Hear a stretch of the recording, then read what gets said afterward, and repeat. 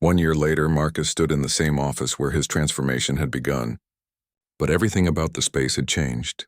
Just like everything about his life, the walls that once displayed only business awards now showed colorful drawings made by the children at the new Sunshine Children's Home. There were photos of Oliver and Jamie building wooden toys together. There were pictures of Sophia reading to younger children in the beautiful new library.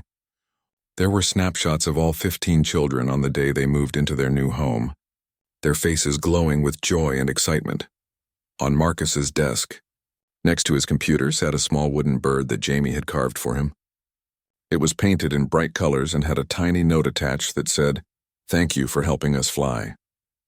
Marcus was no longer working 16-hour days. He had learned to delegate most of his business responsibilities to trusted partners so he could focus on what mattered most: his family, both biological and chosen. The Wellington Foundation for Children was now supporting 12 children's homes across 3 states. Oliver, true to his role as the youngest board member in the foundation's history, helped make decisions about which programs to fund and how to best help children in need. "Dad, the children at the home in Denver want to start a garden like ours," Oliver said, walking into Marcus's office with a folder full of papers.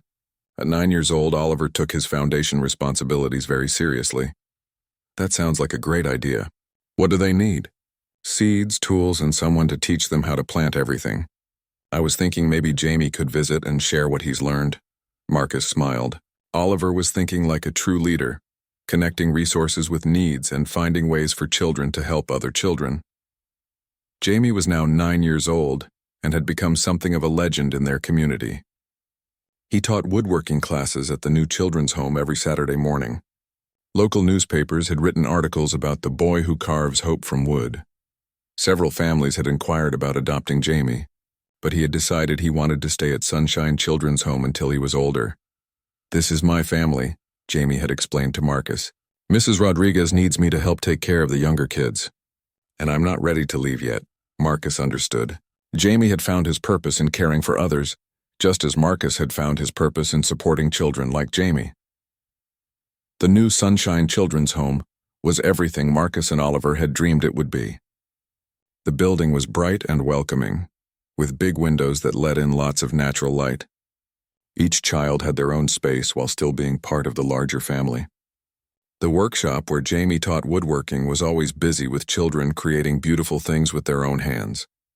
But the most special part of the new home was the library. It had comfortable reading nooks, thousands of books, and a special corner where children could display stories they had written themselves. Above the entrance to the library was a plaque that read, "In memory of Jamie's grandmother, who taught us that sharing makes everything better." Marcus visited the children's home every week, not as a donor checking on his investment, but as family coming to visit loved ones. He helped with homework, attended school plays, and celebrated birthdays. The children had stopped calling him Mr. Marcus and now simply called him Uncle Marcus. Oliver had grown into a confident, caring boy who understood the value of both giving and receiving.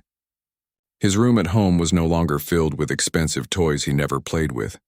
Instead, it contained books, art supplies, and wooden animals carved by Jamie. Oliver's most prized possession was not something bought in a store, but a photo of all the children at Sunshine Children's Home on the day they moved into their new building. "Dad, can I tell you something?" Oliver said, sitting down in the chair across from Marcus's desk. "Of course, buddy. I used to think that having more stuff would make me happy, but now I know that helping other people is what really makes you feel good inside." Marcus felt his heart swell with pride. His son had learned the most important lesson of all. "What made you realize that?" "Jamie taught me. He never had much stuff, but he was always happy because he was always helping someone. When I help other kids now, I feel the same way Jamie feels, like I'm doing something important." Marcus thought about the day he had first seen Jamie share his sandwich with Oliver. At the time, Marcus had been amazed by the boy's generosity. Now he understood that Jamie had been teaching them both how to live. That afternoon, Marcus and Oliver drove to the new Sunshine Children's Home for their weekly visit. The building was bustling with activity, as it always was. Some children were doing homework in the study room. Others were playing in the spacious yard. A group was working on an art project in the craft room. Jamie was in the workshop, teaching a 7-year-old named Maria how to sand a piece of wood smooth. Jamie's patience and gentle guidance reminded Marcus of that first day at the park when Jamie had taught Oliver to make paper airplanes. Remember, the goal isn't to work fast, Jamie was telling Maria. The goal is to do good work. Take your time and be proud of what you're making. Marcus watched Jamie work with Maria and felt amazed, as he often did, by the wisdom of this young boy. Jamie had experienced loss and hardship that would have broken many adults, but instead of becoming bitter or angry, he had chosen to spread kindness wherever he went. Uncle Marcus. Sophia came running over with a book in her hands. I wrote a story. Do you want to hear it? I would love to hear your story. Sophia opened her handmade book and began reading aloud. The story was about a group of children who lived in a magical house where everyone took care of each other. In the story, when new children arrived who were sad or scared, the other children would share their toys and their food until the new kids felt like part of the family. That's a beautiful story. Sophia, it sounds like it was inspired by real life. Sophia nodded seriously. I wrote it about us, about how we all became a family even though we don't have the same parents. Marcus realized that Sophia had captured something profound in her simple story. These children had created their own definition of family based on love, care, and mutual support rather than just blood relationships. After dinner that evening, Marcus found himself in the children's home library with Oliver, Jamie, and several other children. This had become their weekly tradition, gathering in the library to share stories, talk about their week, and simply enjoy each other's company. Uncle Marcus, do you remember the first time you came to visit our old home? Asked Carlos. Of course I remember. You looked scared, Carlos said with a smile. Like you didn't know how to talk to kids, Marcus laughed. I was scared. I didn't know how to be around children because I hadn't spent enough time with my own son. But you learned, said David, one of the older boys. Now you're one of us. Marcus felt tears forming in his eyes. Being accepted as one of them by these remarkable children was the greatest honor he had ever received. Jamie, who had been quietly listening to the conversation, spoke up. Uncle Marcus, can I ask you something? Anything, Jamie. Do you ever miss your old life? When you had more money and bigger houses and fancy cars? Marcus thought carefully about his answer. It was true that he now had less money than before. He had sold 2 of his 3 houses and most of his expensive cars to fund the foundation. He worked fewer hours and made fewer business deals. By traditional measures of success, he had less than he used to. But when Marcus looked around the library at the faces of the children who had become his family, he knew exactly how to answer Jamie's question. Jamie, I don't miss my old life at all. I have everything I need right here. Oliver nodded in agreement. We're richer now than we ever were before. How are we richer? Asked Sophia, looking confused. Because we have something more valuable than money, Oliver explained. We have people who love us and people we love back, Marcus realized that his 9-year-old son had just perfectly summarized the most important lesson they had all learned. As the evening wound down and it was time to leave, Jamie walked Marcus and Oliver to the front door of the children's home. Uncle Marcus, I want to thank you for something. What's that? Thank you for letting me teach you and Oliver about sharing. My grandmother always said that the best way to honor someone's memory is to pass on what they taught you. By learning from me, you helped me honor my grandmother. Marcus knelt down to Jamie's level and looked into the boy's wise eyes. Thank you for being patient with us while we learned. And thank you for teaching us that the most important things in life can't be bought in stores. Jamie smiled and hugged Marcus tightly. You and Oliver are the best students I ever had. On the drive home, Oliver was unusually quiet. Finally, he spoke up. Dad, I'm glad you answered your phone that day at the park. Marcus was confused. What do you mean? Remember the first day we met Jamie? You promised not to bring your work phone, but you forgot it was in your pocket. When it rang, you answered it instead of playing with me. Marcus cringed, remembering how disappointed Oliver had been that day. If you hadn't answered that phone call, I wouldn't have been sitting alone on the bench when Jamie came to the playground. We might never have met him. 3 months after Marcus first met Jamie, everything changed in one terrible day. It started when Mrs. Rodriguez called Marcus at his office on a Tuesday morning. Her voice was shaky and Marcus could tell she had been crying. Mr. Wellington, I have bad news. The city has decided to close Sunshine Children's Home. We have 30 days to find new places for all the children. Marcus felt like someone had punched him in the stomach. What happened? I thought we had more time. The building failed a safety inspection. The heating system is completely broken, and there are problems with the electrical wiring. The city says it's not safe for children to live here anymore. Marcus looked out his office window at the city below, but he was not really seeing it. He was thinking about Jamie reading stories to younger children. He was thinking about Sophia's birthday party. He was thinking about Oliver learning to carve wood and share his food and care about others. How much would it cost to fix everything? Marcus asked. More money than we could ever raise. The contractor says it would be cheaper to tear down the building and start over. After Mrs. Rodriguez hung up, Marcus sat in his office chair feeling helpless. All his money and business success meant nothing if he could not save the place that had become like a second home to his son. Marcus called Oliver's school and asked them to bring Oliver to the phone. Hi, Dad, is everything okay? Oliver, I need to tell you something important. Sunshine Children's Home has to close down. There was silence on the phone for a long moment. Then Marcus heard his son start to cry. What's going to happen to Jamie and Sophia and everyone? They'll have to go to different places. Some might be able to stay together, but probably not all of them. That's not fair, Oliver said through his tears. They're a family. You can't break up a family? Marcus felt his own tears starting. His 8-year-old son understood exactly what was wrong with this situation. I know it's not fair, buddy. I'm going to try to figure out how to help. Promise me you'll try everything, Dad. Promise me you won't give up. I promise. That afternoon, Marcus did something he had never done before. He canceled all his meetings for the rest of the week. He told his assistant that he had a family emergency and could not be disturbed unless the building was on fire. Then Marcus drove to Sunshine Children's Home to see the situation for himself. When he arrived, he found Mrs. Rodriguez in her office, surrounded by papers and phone books. She was making call after call, trying to find places for 15 children to live. Any luck? Marcus asked. Mrs. Rodriguez shook her head. There are waiting lists everywhere. Some of the older children, like Jamie, are the hardest to place. Most families want to adopt babies or very young children. Marcus felt something cold settle in his chest. Jamie might end up in the state foster care system, moving from home to home, never staying anywhere long enough to feel safe or loved. Can I see the inspection report? Mrs. Rodriguez handed Marcus a thick stack of papers. As Marcus read through the list of problems, he realized that the inspector was right.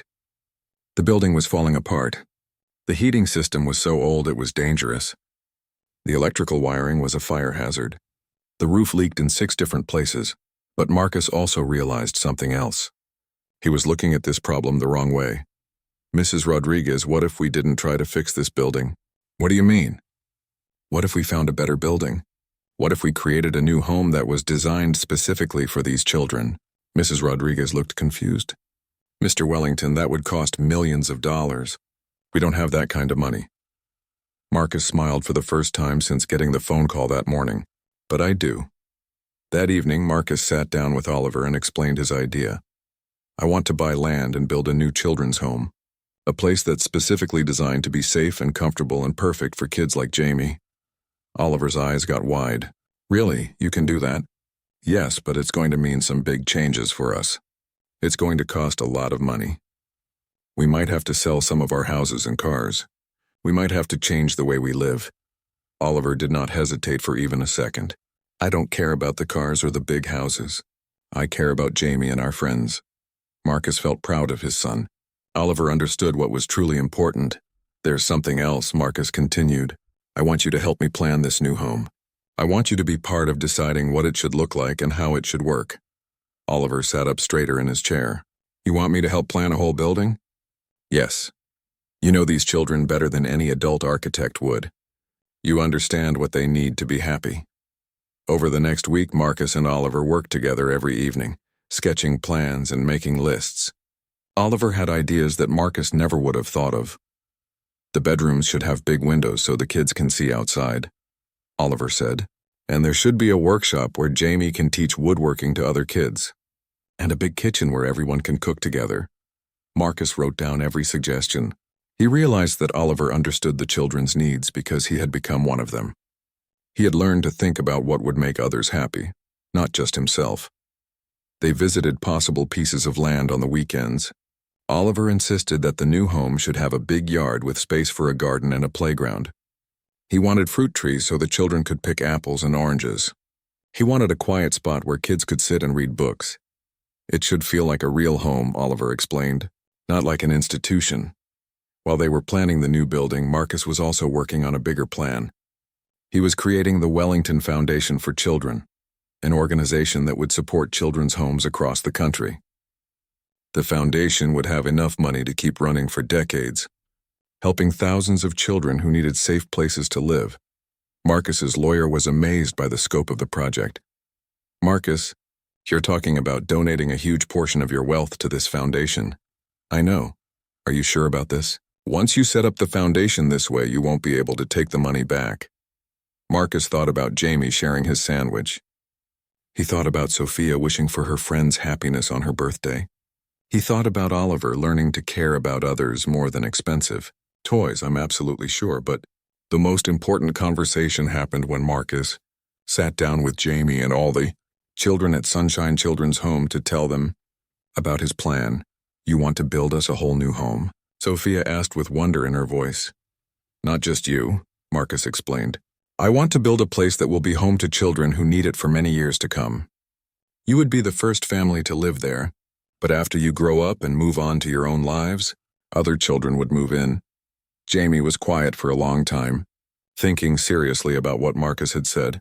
"Mr. Marcus, that's the most generous thing anyone has ever done for us. But why would you do something so big?" Marcus looked around the room at all the children who had changed his life. How could he explain that they had given him more than he could ever give them? "Because you taught me and Oliver what really matters," Marcus said simply. "You taught us that happiness comes from caring about others and sharing what you have. You taught us that family isn't about having the same blood, it's about having the same heart." Jamie smiled, recognizing his grandmother's words. "But there's one condition," Marcus continued. "I want Oliver to be on the board of directors for the foundation. I want him to help make decisions about how we help children." All the kids looked at Oliver with amazement. "You mean Oliver would be like a boss of helping kids?" Carlos asked. "He would help decide how to use the foundation's money to help as many children as possible," Marcus explained.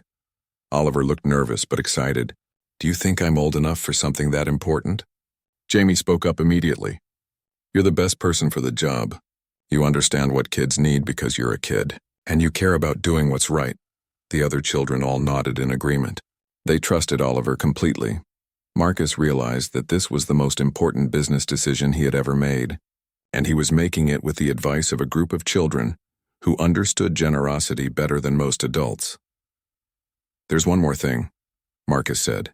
"While we're building the new home, you all need a place to stay. Mrs. Rodriguez, how would you feel about temporarily moving the whole family to my house?" Mrs. Rodriguez's mouth fell open. "Your house? But there are 15 children." "It's a big house," Marcus said with a smile. "And it's been way too quiet for way too long." Oliver jumped up from his chair. "Really, Dad? Everyone can come live with us?" "If everyone wants to, yes." The children looked at each other with excitement and disbelief. They would get to stay together while their new home was being built. Jamie stood up and walked over to Marcus. The little boy looked up at him with serious eyes. "Mr. Marcus, I want you to know something. My grandmother used to tell me that angels sometimes look like regular people. She said that when someone helps you when they don't have to, that person might be an angel." Jamie reached up and hugged Marcus tightly. "Thank you for being our angel." Marcus hugged Jamie back, feeling tears run down his cheeks. But these were not tears of sadness. They were tears of joy, because he finally understood what his life was supposed to be about. The next few weeks brought changes to Marcus and Oliver's life that surprised everyone, including themselves. Every Saturday they went to Sunshine Children's Home not just to visit but to help.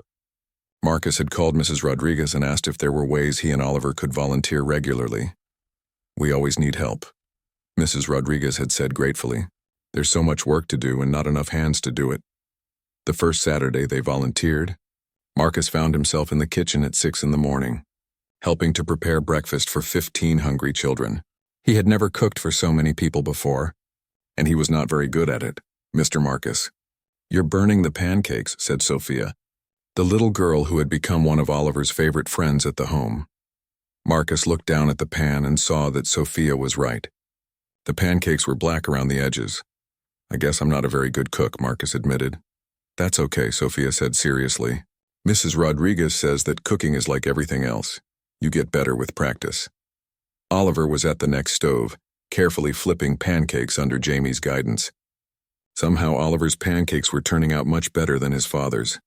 Dad, you have to keep the heat lower and wait for the bubbles to pop before you flip them, Oliver explained, sounding very wise for an 8-year-old. Marcus smiled and adjusted the temperature on his stove. His son was teaching him how to cook, with lessons learned from an 8-year-old who had been taking care of others since he was 5 years old. After breakfast, Marcus helped with cleanup while Oliver and Jamie read stories to the younger children. Marcus found himself washing dishes alongside Carlos, the shy boy who was becoming more confident each week. Mr. Marcus, do you know how to fix things? Carlos asked. I can try. What needs fixing? Carlos led Marcus to the playroom where several toys were broken. A toy truck was missing a wheel. A puzzle was missing half its pieces. A stuffed animal had a tear in its side that was getting bigger. We don't throw things away just because they're broken, Carlos explained. Mrs. Rodriguez says that with a little work, most things can be fixed. Marcus spent the next 2 hours learning how to repair toys. He found screws to reattach the truck's wheel. He used fabric and thread to sew up the stuffed animal's tear. He could not replace the missing puzzle pieces, but he helped Carlos organize the remaining pieces so the puzzle could still be enjoyed. You're getting good at fixing things, Carlos said approvingly. Marcus realized that he had not felt this satisfied about work in years. In his business, he made deals with numbers on computers. Here, he was fixing real things with his hands, and children were benefiting directly from his efforts. While Marcus was in the playroom, Oliver was in the study room helping younger children with their reading. Marcus could hear Oliver's patient voice through the wall. Sound it out slowly, Oliver was saying to someone. You can do it. I believe in you. Marcus recognized those words. They were exactly what Jamie had said to Oliver when teaching him to make paper airplanes. Oliver was passing on the kindness he had received. Each Saturday brought new experiences. One week, Marcus helped Jamie and Mr. Garcia teach Oliver and several other children how to make wooden toys. Marcus had not worked with wood since high school shop class, but his hands remembered the satisfaction of creating something useful and beautiful. See how the grain of the wood has its own pattern? Jamie explained to Oliver as they carved a small wooden car. You have to work with the wood, not against it. Just like working with people. Marcus was amazed by the wisdom that came from this 8-year-old boy. Jamie seemed to understand things about life that Marcus was just beginning to learn. Another Saturday, they helped in the garden behind the children's home. The space was small, but Mrs. Rodriguez had managed to grow vegetables that helped feed the children. Marcus learned how to plant seeds, pull weeds, and care for growing plants. Plants are like children, Mrs. Rodriguez told Marcus as they worked side by side in the dirt. They need attention, care, and patience to grow strong.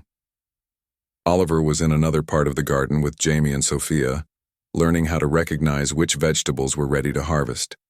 Marcus watched his son carefully pick tomatoes, making sure not to damage the plants. Dad, look how many tomatoes we grew, Oliver called out, holding up a basket full of red, ripe vegetables. We grew them, Marcus corrected gently. This was teamwork. That evening, they all cooked dinner together using the vegetables they had harvested. The meal tasted better than any expensive restaurant food Marcus had ever eaten, because it was made with their own hands and shared with people they cared about. As the weeks passed, Marcus began to change his work schedule. Instead of staying at the office until late every night, he started leaving at 5 o'clock so he could have dinner with Oliver. Instead of working every weekend, he kept Saturdays free for volunteering. His business partners noticed the changes. Marcus, you seem different lately, said David Chen, his longtime business partner, during a meeting. More relaxed, happier. I've been spending more time with my son, Marcus explained. That's great. Family is important. But don't forget that we have that big presentation next Saturday morning. Marcus looked at his calendar. Next Saturday was Sophia's 9th birthday, and all the children at Sunshine Children's Home were planning a special celebration. Oliver had been looking forward to it for weeks. Can we move the presentation to Friday afternoon or Monday morning? Marcus asked. David looked surprised. Marcus had never asked to move a business meeting because of family plans before. I suppose we could move it to Monday. Is everything okay? Everything's perfect, Marcus said, and he meant it. The birthday party for Sophia was unlike any birthday party Oliver had ever attended. There were no expensive decorations or hired entertainers. Instead, the children had made decorations themselves from colored paper and crayons. The entertainment was stories, songs, and games that the children created together. The birthday cake was simple and homemade, but Sophia's face lit up when she saw it. All the children sang happy birthday with such enthusiasm that Marcus felt tears in his eyes. "Make a wish," Jamie called out. Sophia closed her eyes tight and blew out her 9 candles. When she opened her eyes, she was smiling bigger than Marcus had ever seen her smile. "What did you wish for?" Oliver asked. "I wished that all my friends here would always be happy," Sophia said. Marcus realized that Sophia had not wished for toys or money or things for herself. She had wished for the happiness of others. After the party, Marcus found himself talking with Mrs. Rodriguez about the future of the children's home. "I've been worried," she admitted. "Our funding is getting cut next year. We might have to reduce the number of children we can help, or even close down completely." Marcus felt his heart sink. What would happen to the children? They would have to go to other homes if there's space. Some might end up in the state system, which is already overcrowded. Jamie and the other older kids would have the hardest time finding placement. Marcus could not imagine Jamie and these wonderful children being separated and sent to different places. They were a family here. They took care of each other. They had created something beautiful together. "How much money do you need to keep operating?" Marcus asked. Mrs. Rodriguez showed him the numbers. It was less money than Marcus spent on his car collection. It was a tiny fraction of what his company made in a month. But Marcus realized that just writing a check would not solve the real problem. Sunshine Children's Home needed ongoing support, not just one-time donations. They needed people who cared about them and would commit to helping for years to come. That night, Marcus talked with Oliver about what they had learned. "Dad, we can't let them close the home," Oliver said with determination. "Jamie and Sophia and Carlos and all the other kids belong together." "I agree. But it's going to take more than just money to keep them together. It's going to take a lot of work and planning. Can we do it?" Marcus looked at his son, who had grown so much in just a few weeks. Oliver was more confident, more caring, and more mature than he had been before meeting Jamie. The boy who used to throw tantrums when he did not get expensive toys was now worried about the welfare of children he had grown to love. "Yes, we can do it, but it's going to mean making some big changes in our lives." "What kind of changes?" "I'm going to have to spend less time at work and more time figuring out how to help. We might have to use some of our money in new ways. We might have to learn about things we've never dealt with before." Oliver nodded seriously. "That's okay. The kids at the home are our friends now. Friends help each other." Marcus realized that his son had learned exactly the right lesson. Jamie and the other children were not charity cases to be helped from a distance. They were friends and family to be supported and loved. That night, Marcus called his lawyer and his accountant. He had an idea, but he was going to need help to make it work. "I want to start a foundation," Marcus told them. "A foundation that will support children's homes and make sure kids like these have safe, loving places to live." His lawyer was surprised but supportive. "That's a wonderful idea, Marcus. How much money are you thinking of putting into this foundation?" Marcus had been thinking about this question all evening. How much was it worth to keep families together? Wednesday afternoon came with gray clouds and a light rain. Marcus and Oliver drove through a part of the city that Marcus rarely visited. The buildings here were older and smaller than the shiny office towers where Marcus usually spent his time. Some of the shops had signs in languages Marcus did not recognize. People walked quickly along the sidewalks, holding umbrellas and wearing coats that had seen many winters. "Are we almost there, Dad?" Oliver asked from the back seat. He had been excited about visiting Jamie's home since Marcus told him about the plan. "Just a few more blocks, buddy." Marcus followed the directions on his phone until he saw a sign that said, "Sunshine Children's Home" in faded yellow letters. The building was bigger than Marcus had expected, but it clearly needed work. The paint was peeling off the walls and some of the windows had tape over cracks in the glass. They parked in front of the building and ran through the rain to the front door. Before Marcus could knock, the door opened, and Mrs. Rodriguez greeted them with a warm smile. "Welcome to our home," she said, stepping aside to let them in. The first thing Marcus noticed was how clean everything was, despite being old.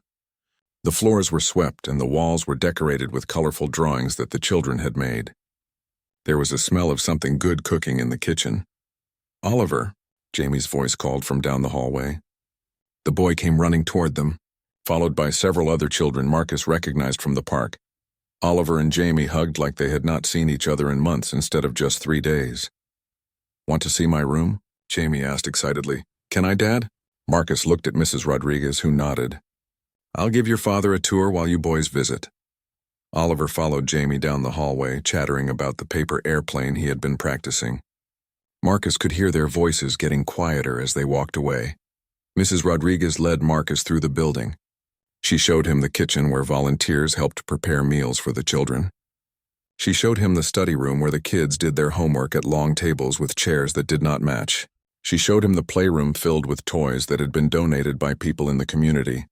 Puzzles with missing pieces, board games held together with tape, stuffed animals that had been loved by many different children. "We make do with what we have," Mrs. Rodriguez said. "The children don't seem to mind that things aren't new or fancy. They're just grateful to have a safe place to live." Marcus noticed that despite the old furniture and worn-out toys, the children seemed happy. In the study room, older kids were helping younger ones with their homework. In the playroom, a group of children were working together to build something out of cardboard boxes. "How many children live here?" Marcus asked. "Right now we have 15. The number changes as children are adopted or go to live with family members and as new children need our help." Mrs. Rodriguez led Marcus to her small office. The walls were covered with photos of children who had lived at the home over the years. Some of the photos were old and faded, showing kids who were now probably adults with families of their own. "This is beautiful," Marcus said, looking at all the smiling faces. "These children are my family," Mrs. Rodriguez said proudly. "I've been working here for 12 years. I've seen kids arrive scared and hurt, and I've watched them learn to trust and love again." She pointed to a recent photo of Jamie reading to a group of younger children. Jamie arrived 3 years ago when his grandmother became too sick to care for him. He was so sad and quiet at first, but slowly he started to open up. Now he's like a big brother to everyone here. Marcus studied Jamie's face in the photo. The boy looked content and peaceful, surrounded by other children who clearly loved him. "Jamie has something special," Mrs. Rodriguez continued. "He has the ability to make everyone around him feel better. When new children arrive and they're scared, Jamie is always the first one to make them feel welcome. He certainly had that effect on Oliver," Marcus said. Mrs. Rodriguez smiled. "And it seems like Oliver is having a good effect on Jamie too. Jamie has been happier than I've seen him in a long time. Having a friend outside of the home means a lot to him." There was a knock on the office door and Oliver and Jamie appeared, both looking excited. "Dad, you have to see what Jamie taught me," Oliver said. Jamie was holding a small wooden bird that had been carved and painted by hand. "I made this for my grandmother before she died," Jamie explained. "She taught me how to carve wood. I'm teaching Oliver how to do it too." Marcus looked at the wooden bird. It was simple but beautiful, painted in bright colors with careful details. It was clear that Jamie had put a lot of love into making it. "That's incredible, Jamie. You're very talented. Do you want to see the workshop where I made it?" Jamie asked. Jamie led them to a small room in the basement. It had a workbench with basic tools and shelves lined with pieces of wood. There were several half-finished carvings sitting on the bench. "Mr. Garcia, who lives next door, taught me how to use the tools safely," Jamie said. "He comes over on weekends sometimes to help kids learn woodworking." Oliver was examining the tools with fascination. "This is so much cooler than my video games." Marcus watched his son carefully touch the wood carvings. Oliver had never shown interest in making things with his hands before. All of his toys at home were electronic or came pre-made from expensive stores. "Can I try carving something?" Oliver asked. "Sure, but we have to be very careful with the tools," Jamie said seriously. "Safety first, just like Mr. Garcia taught me." For the next hour, Marcus watched Jamie patiently teach Oliver how to hold the carving knife properly and how to make small, careful cuts in a piece of soft wood. Jamie's hands were steady and confident, even though he was only 8 years old. "It takes a long time to make something good," Jamie explained to Oliver. "You can't rush it. But that's part of what makes it special. When you finally finish something you made with your own hands, it feels different than buying something from a store." Marcus found himself thinking about his own childhood. His father had taught him how to fix car engines in their small garage. Marcus remembered the satisfaction of understanding how all the parts worked together, the pride he felt when he successfully repaired something that was broken. When had he stopped using his hands to make things? When had he stopped finding joy in creating something from nothing? After the woodworking lesson, Jamie took them upstairs to see the room he shared with 3 other boys. The room was small and simple, with 2 sets of bunk beds and a shared dresser. Each boy had a small area that was his own, decorated with personal items. Jamie's space included his grandmother's book, the wooden bird he had carved, and a photo of him with his grandmother when he was younger. There was also a new addition, one of the paper airplanes he and Oliver had made at the park. "I kept it to remember our friendship," Jamie said to Oliver. Oliver smiled and pulled something out of his pocket. It was another paper airplane, this one made from expensive art paper instead of newspaper. "I made this for you," Oliver said, handing it to Jamie. "It's not as good as yours, but I practiced a lot." Jamie carefully examined Oliver's airplane. "This is really good. You've been practicing. And look at this beautiful paper. You can keep it if you want, thank you. I'll put it right here next to the one we made together." Marcus watched the exchange between the boys and felt something shift inside his chest. His son was learning the joy of giving, not just receiving. Mrs. Rodriguez appeared in the doorway. "Boys, it's almost time for dinner. Would you and your father like to stay and eat with us, Oliver?" Oliver looked at Marcus with hopeful eyes. "Can we, Dad?" Marcus checked his phone. He had 2 business calls scheduled for that evening, but suddenly they seemed much less important than sharing a meal with these children. "We'd love to stay." Dinner at Sunshine Children's Home was unlike any meal Marcus had ever experienced. All 15 children sat around 2 long tables in the dining room. The food was simple, spaghetti with meat sauce, bread, and salad, but it was delicious and made with care. What amazed Marcus was how the children interacted with each other. The older kids helped the younger ones cut their food and reach things across the table. Everyone said please and thank you.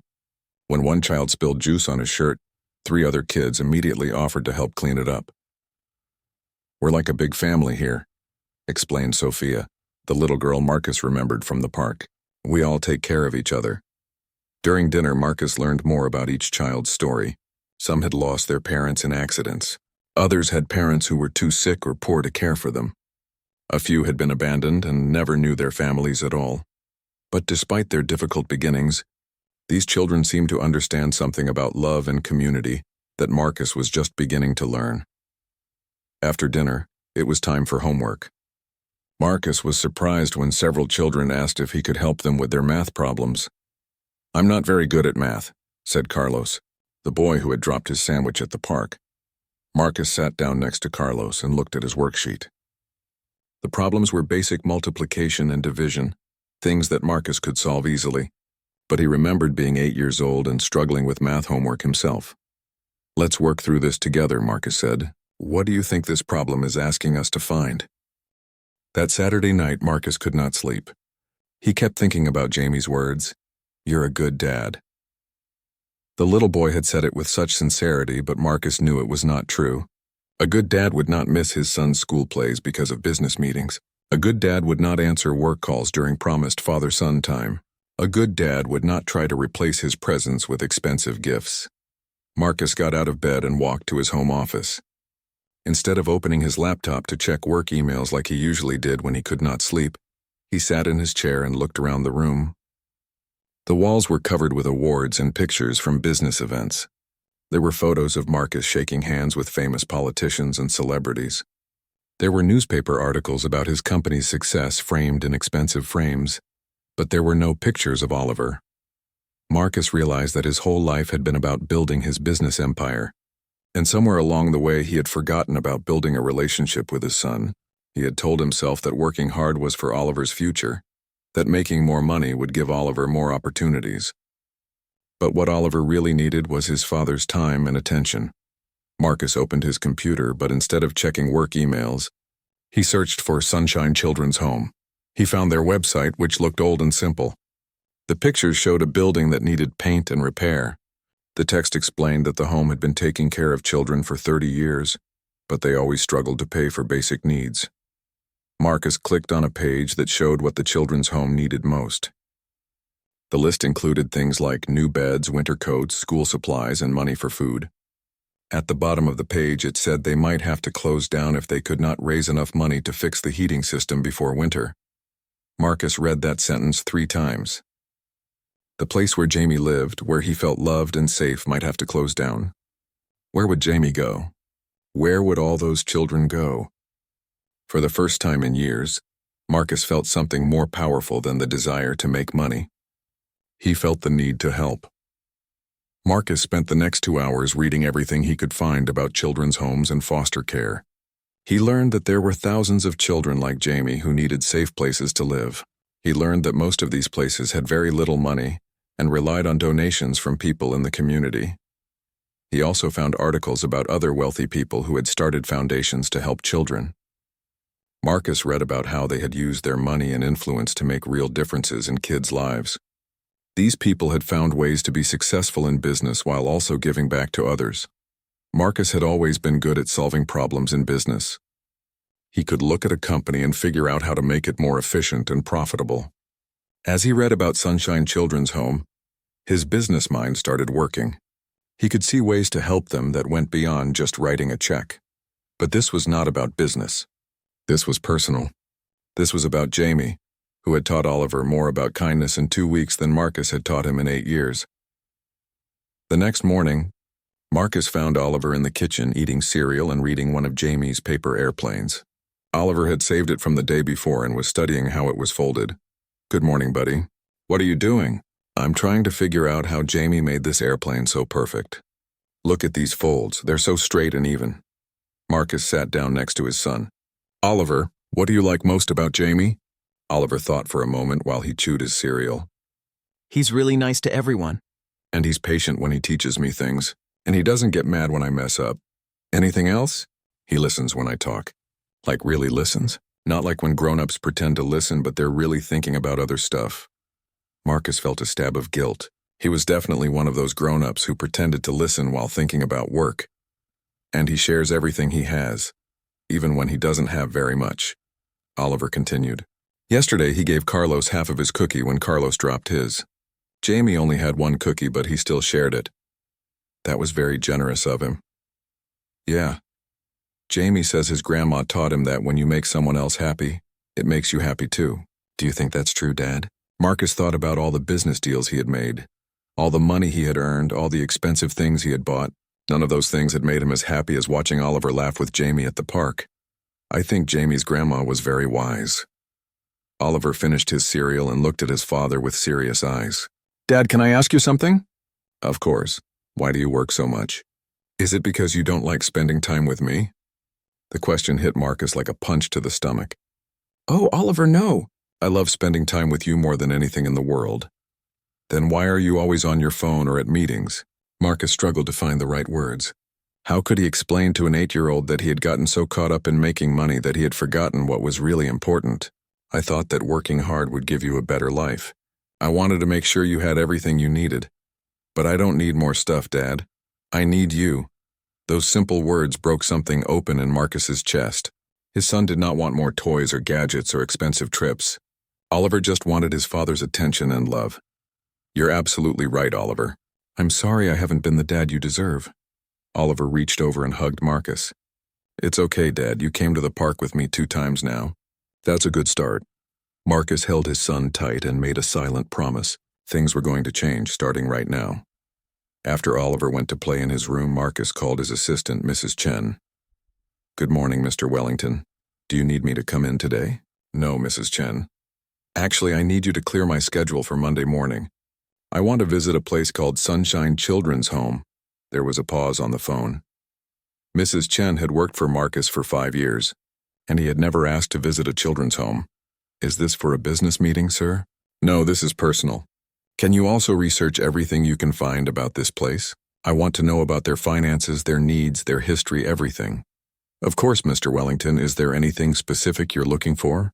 Marcus thought about Jamie sharing his sandwich, about Oliver's real laughter, about children who took care of each other because they understood what really mattered.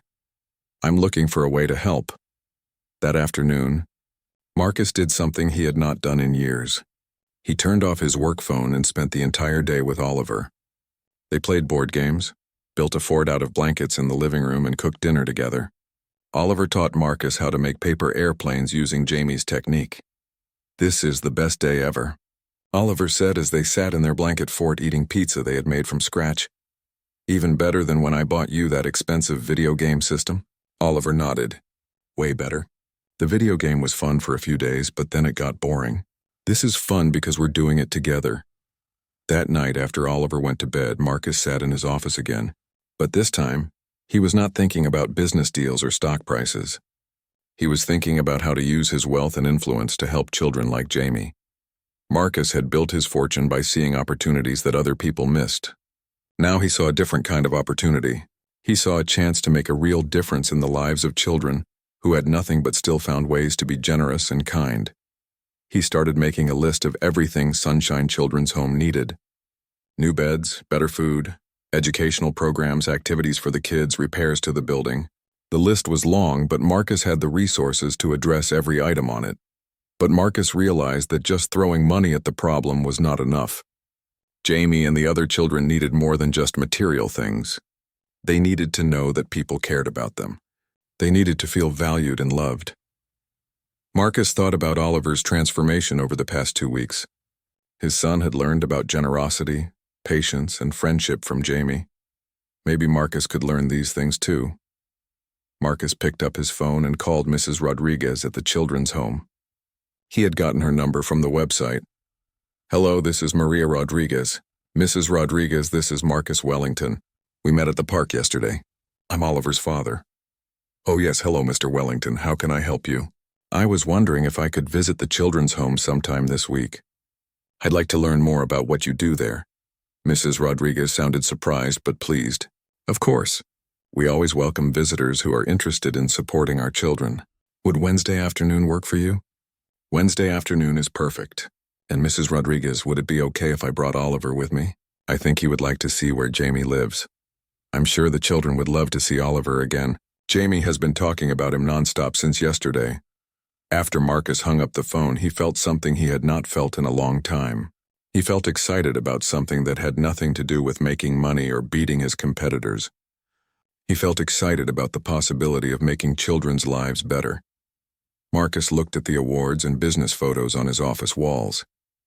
All of those achievements had seemed so important before, but now they felt empty compared to the idea of helping kids like Jamie. The next Saturday could not come fast enough for Oliver. All week he talked about Jamie and the paper airplane. He even tried to make his own airplanes using paper from his expensive art supplies, but they never flew as well as Jamie's newspaper plane. Marcus found himself thinking about Jamie too.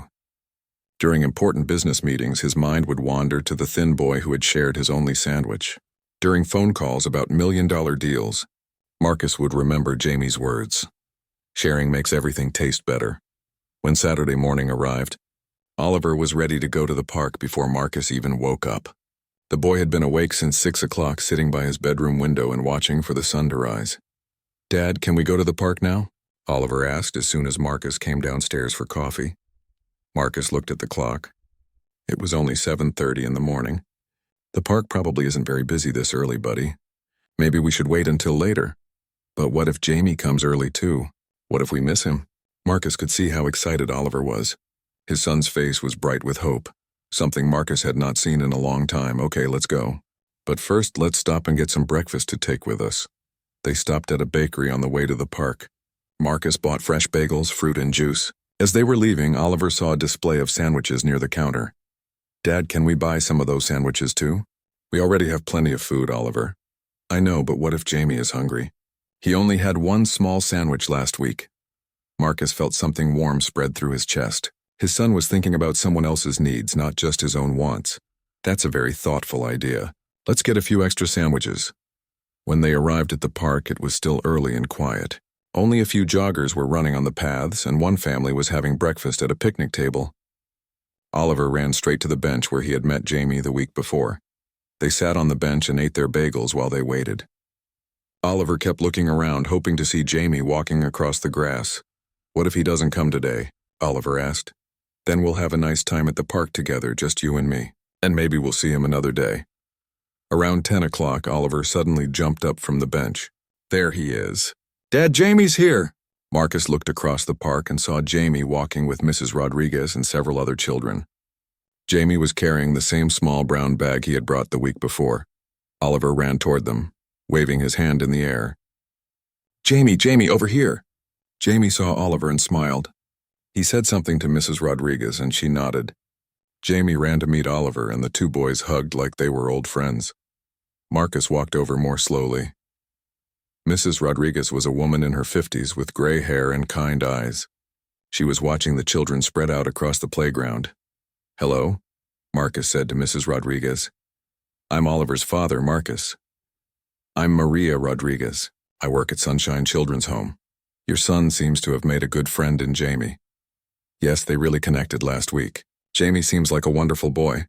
Mrs. Rodriguez smiled proudly. Jamie has a special heart. He always thinks about others before himself. Sometimes I worry that he gives too much and doesn't save enough for himself. Marcus and Mrs. Rodriguez sat on a nearby bench while the children played.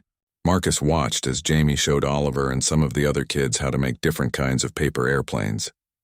Jamie used pages from an old magazine that Mrs. Rodriguez had brought. This one is called a dart, Jamie explained, carefully folding the paper. It flies really fast and straight. And this one is called a glider. It flies slower but stays in the air longer.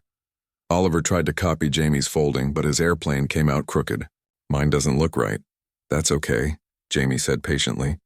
It takes practice. Here, let me show you again. Jamie sat next to Oliver and guided his hands, showing him how to make each fold sharp and clean. Marcus noticed that Jamie never got frustrated or impatient even when Oliver made the same mistake several times. There, that's much better, Jamie said when Oliver finally made a good airplane. Now let's test them. The boys spent the next hour throwing paper airplanes across the grass. Each time one of the other children made a good airplane, Jamie would cheer and clap. When someone's airplane crashed right away, Jamie would help them figure out what went wrong and how to fix it. Marcus found himself talking with Mrs. Rodriguez about the children's home. She told him that Sunshine Children's Home took care of 15 kids between the ages of 6 and 16. Some of the children were there because their parents had died. Others were there because their parents could not take care of them. We do our best with what we have, Mrs. Rodriguez said, but it's hard. We don't have much money for toys or activities. Most of our funding goes to basic things like food and clothes and keeping the building running. How long has Jamie been there? Marcus asked. 3 years. His grandmother raised him until she got too sick to care for him anymore. She died about a year ago.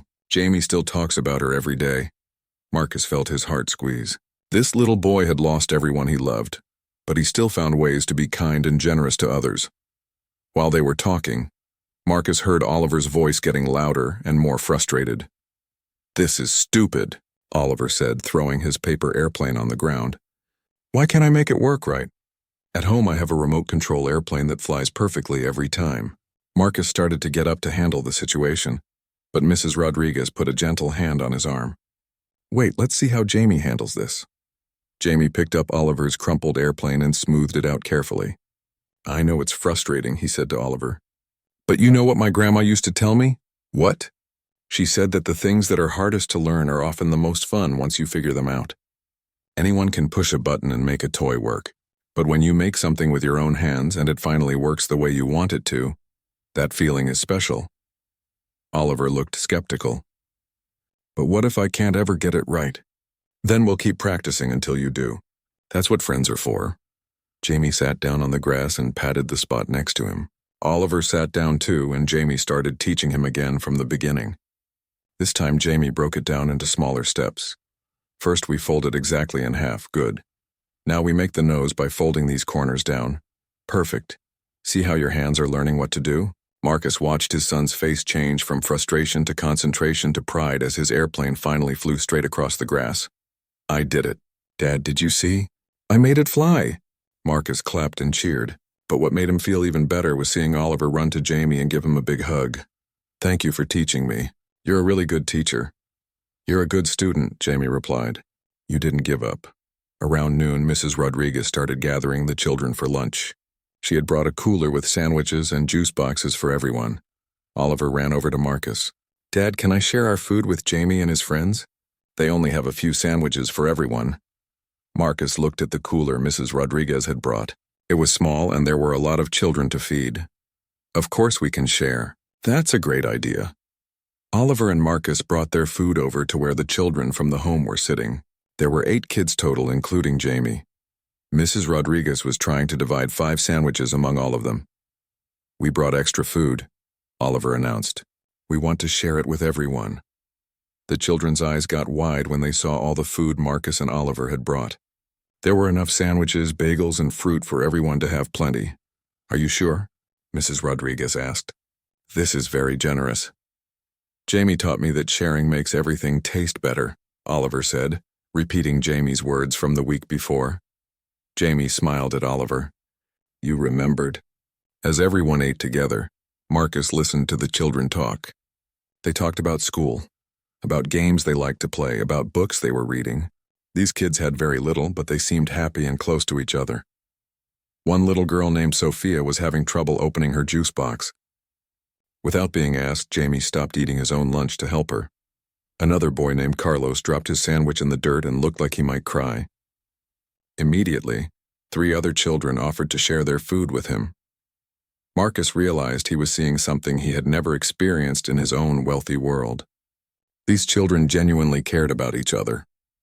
They looked out for one another. When one child had a problem, everyone tried to help solve it. After lunch, Jamie pulled out his brown bag again. This time, instead of a sandwich, he took out a small, worn book. This was my grandma's favorite book, Jamie told Oliver. She read it to me every night before she got sick. Want to hear a story? Oliver nodded eagerly. Soon all the children were gathered around Jamie as he read aloud. The book was about a little mouse who learned to be brave by helping his friends. Marcus noticed that Jamie was a good reader, even though the book was clearly too advanced for most 8-year-olds. When he came to words that some of the younger children might not understand, Jamie would stop and explain what they meant.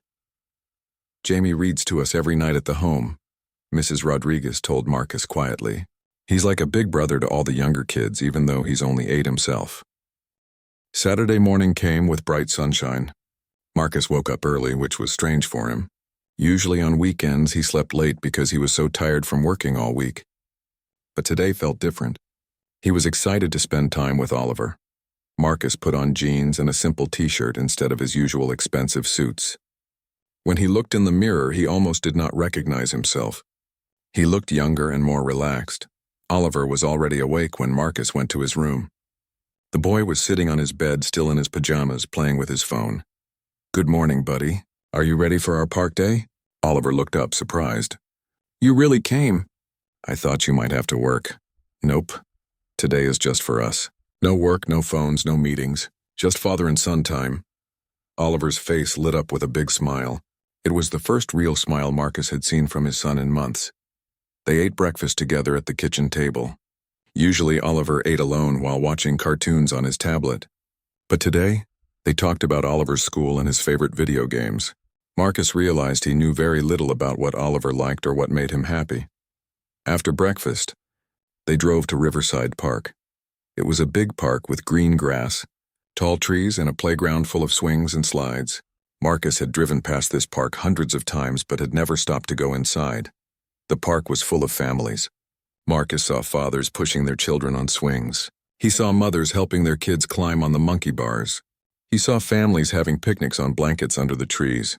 Everyone looked happy and relaxed. Marcus felt nervous. He was good at making business deals and running companies, but he did not know how to just play and have fun with his son. Oliver ran toward the playground. Come on, Daddy. Let's go on the swings. But before they reached the swings, Marcus's business phone started ringing. He had promised to leave it at home, but he had forgotten it was in his pocket. Just 1 second, Oliver. This might be important. Oliver's smile faded. But you promised. Marcus looked at the phone. It was his business partner calling about a deal in China. This deal was worth millions of dollars. If Marcus did not answer, they might lose the contract. I'll be really quick, buddy. Just play for a few minutes and I'll be right there. Oliver's shoulders dropped. He walked away toward the playground, dragging his feet. Marcus answered the phone and started talking about numbers and contracts and deadlines. The conversation went on and on. 5 minutes became 10 minutes. 10 minutes became 20 minutes. When Marcus finally finished the call, he looked around for Oliver. At first, he could not see him anywhere. Panic filled Marcus's chest. What if Oliver had wandered off? What if someone had taken him? Marcus ran toward the playground, calling Oliver's name. Finally, he spotted his son sitting on a bench near the swings. But Oliver was not alone. Next to Oliver sat a boy who looked about the same age. This boy was very thin and wore clothes that were too big for him. His shoes had holes in them and his hair needed to be cut. But he was smiling and talking to Oliver in a friendly way. Marcus walked closer so he could hear what they were saying. "My name is Jamie," the thin boy was saying. "I live at Sunshine Children's Home with lots of other kids. What's your name?" "I'm Oliver. I live in a big house with my dad, but he's always on the phone." Jamie nodded like he understood. "That sounds lonely. Being alone is hard, even in a big house." Marcus stopped walking. He hid behind a tree so the boys could not see him, but he could still hear their conversation. Jamie reached into a small brown bag and pulled out a sandwich.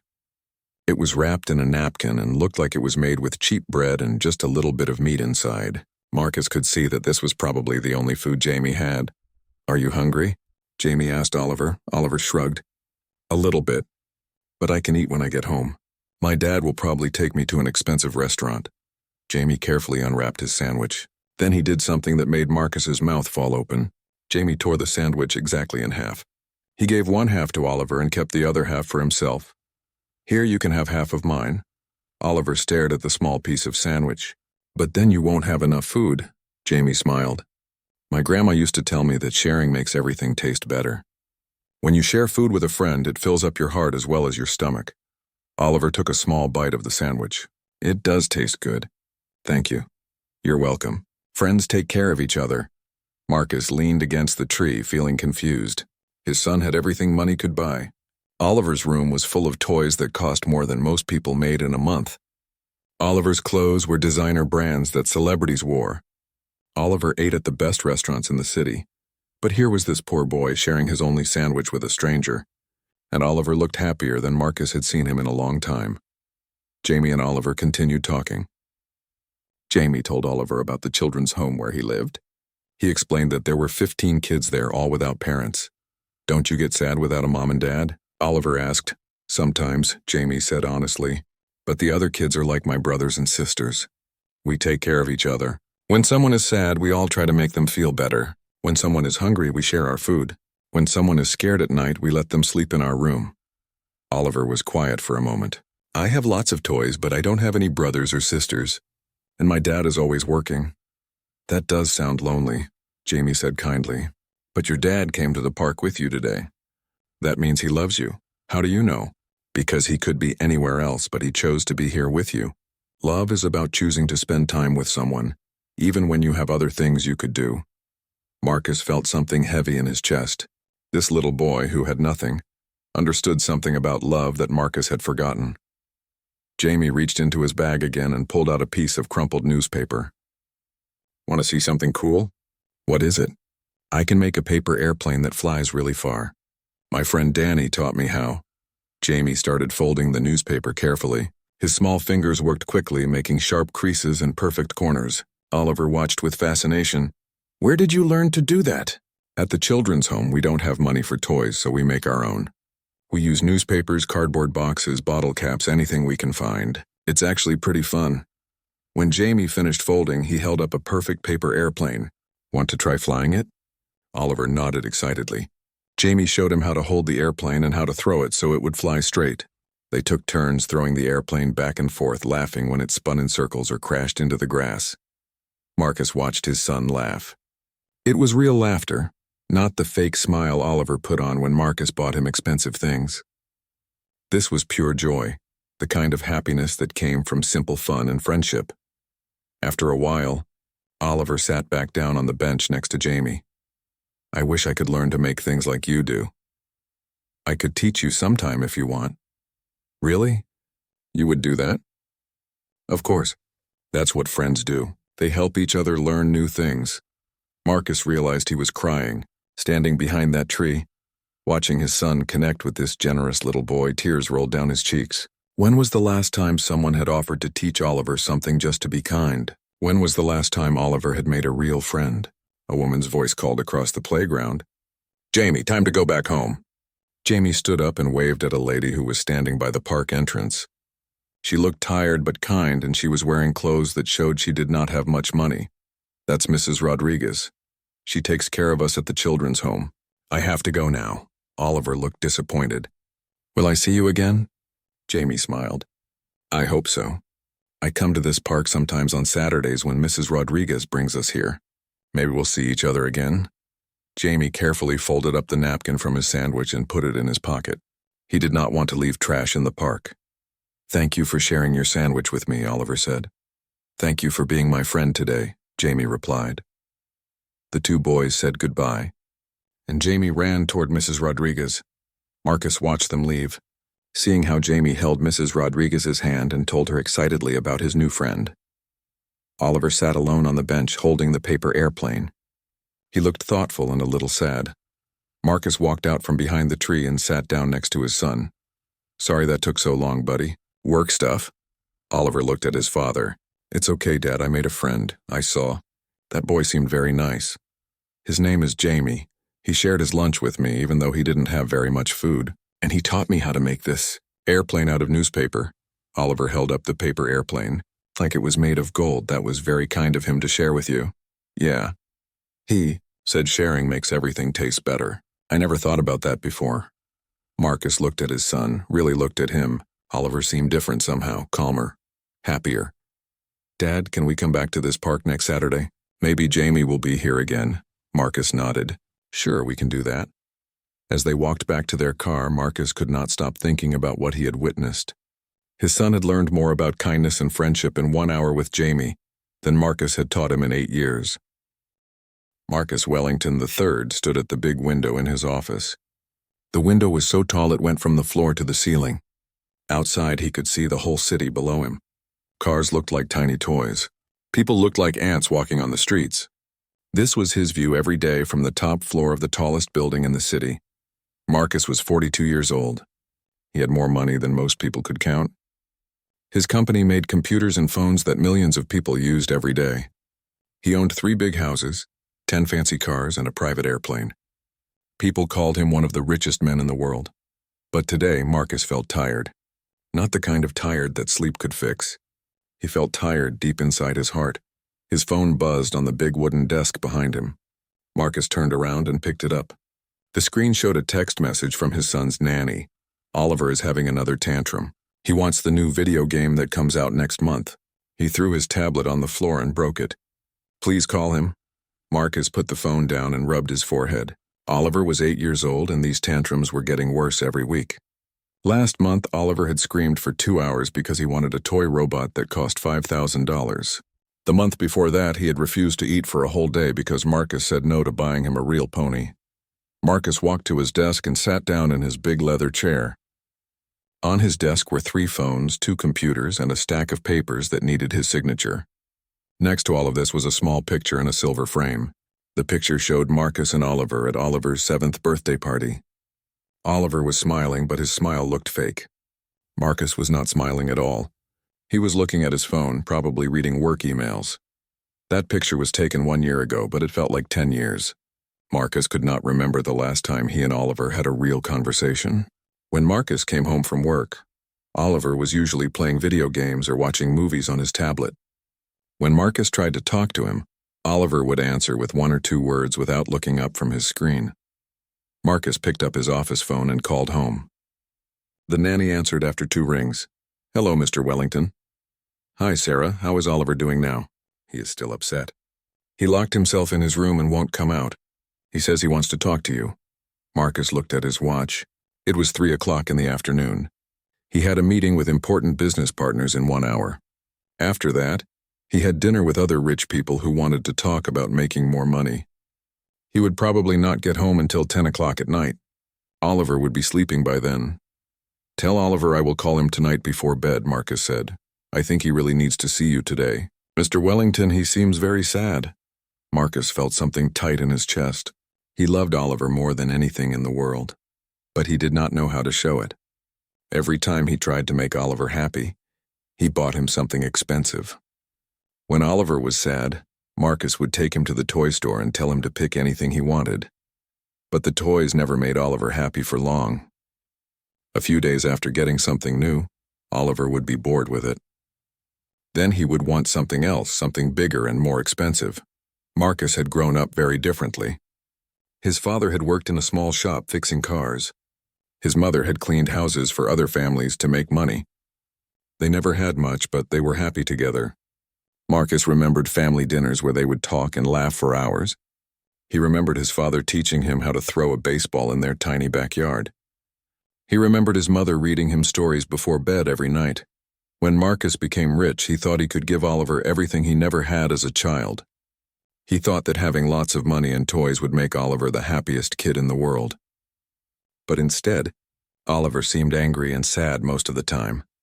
Marcus realized he was giving Oliver everything except the one thing the boy really needed, his father's time and attention. The door to Marcus's office opened. His assistant, Mrs. Chen, walked in carrying a folder full of papers. "Mr. Wellington, the contracts for the Japan deal are ready for you to sign. Also, your 4 o'clock meeting has been moved to 4:30. Marcus nodded but did not really hear what she said. He was thinking about Oliver alone in his big bedroom, probably crying. "Mrs. Chen, can you cancel my dinner tonight?" Mrs. Chen looked surprised. "Marcus never canceled important business dinners. Are you feeling sick, sir?" "No, I just need to go home early tonight. My son needs me." Mrs. Chen smiled. In all the years she had worked for Marcus, she had never heard him say those words. After Mrs. Chen left, Marcus tried to work on his papers, but he could not focus. He kept thinking about the picture on his desk. He thought about all the birthdays and school plays he had missed because of work. He thought about all the times Oliver had asked him to play, and Marcus had said he was too busy. Marcus picked up his personal phone and looked through the photos. Most of them were pictures of business meetings or fancy parties. There were very few pictures of Oliver. In the ones that did show Oliver, the boy looked lonely, even when he was holding expensive presents. Marcus remembered when Oliver was born. He had held the tiny baby in his arms and promised to be the best father in the world. He had promised to always protect Oliver and make him happy. Somewhere along the way, Marcus had forgotten that promise. He had been so busy building his business empire that he had forgotten to build a relationship with his son. The phone on his desk rang. It was the direct line that only his family could call. "Daddy?" Oliver's voice was small and shaky. "Hi, buddy. How are you doing?" "I'm sorry I broke my tablet." "I didn't mean to." "I just got really mad." Marcus felt his heart break a little. "It's okay, Oliver. Tablets can be replaced. Are you feeling better now?" "No. I miss you, Daddy. You're always working. I just wanted you to come home and play with me." Marcus looked out his big window at the city below. All of this, the money, the big office, the fancy cars, suddenly seemed very small compared to his son's voice on the phone. "Oliver, how would you like to go to the park tomorrow? Just you and me." "Really? You won't bring your work phone?" Marcus smiled for the first time all day. "I promise. No work phone. Just us." "Okay, Daddy, I love you." "I love you too, son." After Oliver hung up, Marcus sat quietly in his big office. Tomorrow, he would take the first step toward becoming the father he had always meant to be. He did not know it yet, but tomorrow would change both of their lives forever.